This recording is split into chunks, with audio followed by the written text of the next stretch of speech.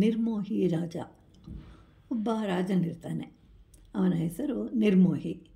ಅವನದು ವಿಶಾಲವಾದ ರಾಜ್ಯ, ಸಾಕಷ್ಟು ಸಂಪತ್ತಿನಿಂದಲೂ ಕೂಡಿತ್ತು. ಹೆಂಡತಿ, ಮಕ್ಕಳು, ಪರಿಚಾರಿಕೆಯರೂ ಇದ್ದರು. ಒಂದು ದಿನ ನಿರ್ಮೋಹಿ ರಾಜನು ಹೊರಟನು. ದಾರಿಯಲ್ಲಿ ಒಬ್ಬ ಸಂತನು ಕಾಣಿಸ್ತಾನೆ. ಅವನ ಬಳಿಗೆ ಹೋಗಿ ಮಾತನಾಡಿಸ್ತಾನೆ ರಾಜ. ಸಂತೋಷವನ್ನು ವ್ಯಕ್ತಪಡಿಸ್ತಾನೆ. ಆಗ ಸಂತನು ರಾಜನ ಹೆಸರೇನು ಅಂತ ಕೇಳಿದನು. ರಾಜ ತನ್ನ ಹೆಸರು ನಿರ್ಮೋಹಿ ರಾಜ ಅಂತ ಹೇಳ್ತಾನೆ. ಆಗ ಸಂತನು ರಾಜನನ್ನು ಕೇಳ್ತಾನೆ, ನಿನ್ನ ಹೆಸರಿನಲ್ಲಿ ಮಾತ್ರ ನಿರ್ಮೋಹಿಯೋ ಅಥವಾ ಕಾರ್ಯದಲ್ಲಿಯೂ ಇದೆಯೋ ಅಂತಂದಾಗ ರಾಜ ಹೇಳ್ತಾನೆ, ನಾನೊಬ್ಬನೇ ಅಲ್ಲ, ನಮ್ಮ ರಾಜ್ಯದಲ್ಲಿ ಎಲ್ಲರೂ ನಿರ್ಮೋಹಿಗಳೇ ಆಗಿರುವರು ಅಂತ ಹೇಳ್ತಾನೆ. ಆಗ ಸಂತರು, ನನಗೆ ನಿನ್ನ ಮಾತಿನಲ್ಲಿ ನಂಬಿಕೆ ಇಲ್ಲ ಅಂತ ಹೇಳ್ತಾನೆ. ಆಗ ರಾಜ, ಬೇಕಾದರೆ ಪರೀಕ್ಷಿಸಿಕೊಳ್ಳಿರಿ ಅಂತ ಹೇಳ್ತಾನೆ. ಸಂತನು, ನಾನು ಬಹಳ ವರ್ಷಗಳಿಂದಲೂ ಪ್ರಯತ್ನಿಸ್ತಾ ಇದ್ದೇನೆ, ಆದರೂ ಸಾಧ್ಯವಾಗುತ್ತಿಲ್ಲ.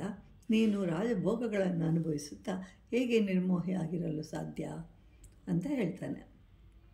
ನಂತರ ರಾಜನ ಬಟ್ಟೆಗಳನ್ನು ಒಬ್ಬ ಶಿಷ್ಯನ ಕೈಗೆ ಕೊಟ್ಟು, ಇದನ್ನು ತೆಗೆದುಕೊಂಡು ಹೋಗಿ ರಾಜನ ತಂದೆ ತಾಯಿಗಳಿಗೆ ತೋರಿಸಿ, ರಾಜನನ್ನು ಹುಲಿಯೊಂದು ತಿಂದಿದೆ, ಅವರ ಬಟ್ಟೆಗಳು ಸಿಕ್ಕಿದವು ಅಂತ ಹೇಳ್ತಾಳೆ.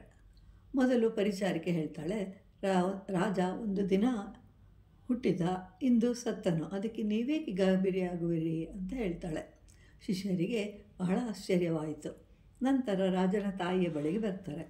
ಅವರು ಹೇಳಿದರು, ಮರಗಳ ಮೇಲೆ ಪಕ್ಷಿಗಳು ಬಂದು ಕೂರುತ್ತವೆ, ಸ್ವಲ್ಪ ಕಾಲದ ಬಳಿಕ ಹಾರಿ ಹೋಗುತ್ತದೆ ಅಂತ ಹೇಳ್ತಾಳೆ. ನಂತರ ಮಹಾರಾಣಿಯ ಬಳಿಗೆ ಬಂದು ವಿಷಯ ತಿಳಿಸ್ತಾರೆ. ಆಗ ರಾಣಿ ಹೇಳ್ತಾಳೆ, 2 ಮರದ ದಿಮ್ಮಿಗಳು ಬೇರೆ ಬೇರೆ ದಿಕ್ಕಿನಿಂದ ಬರುತ್ತವೆ.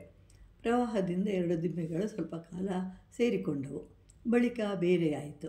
ಅದೇ ರೀತಿ ರಾಜ ಮತ್ತು ರಾಣಿ ಅಂತ ಹೇಳ್ತಾಳೆ. ನಂತರ ರಾಜನ ತಂದೆಗೆ ತಿಳಿಸಿದಾಗ ಅವರು, ನಾವು ಈ ಧರ್ಮಶಾಲೆಗೆ ಬಂದೆವು, ರಾಜನು ಬಂದನು, ಎಲ್ಲರೂ ಸೇರಿ ಸ್ವಲ್ಪ ಕಾಲ ಒಂದು ಕಡೆ ಸೇರಿದ್ದೆವು. ಒಂದು ದಿನ ಅವರು ಹೊರಟು ಹೋದರು. ಹೀಗೆ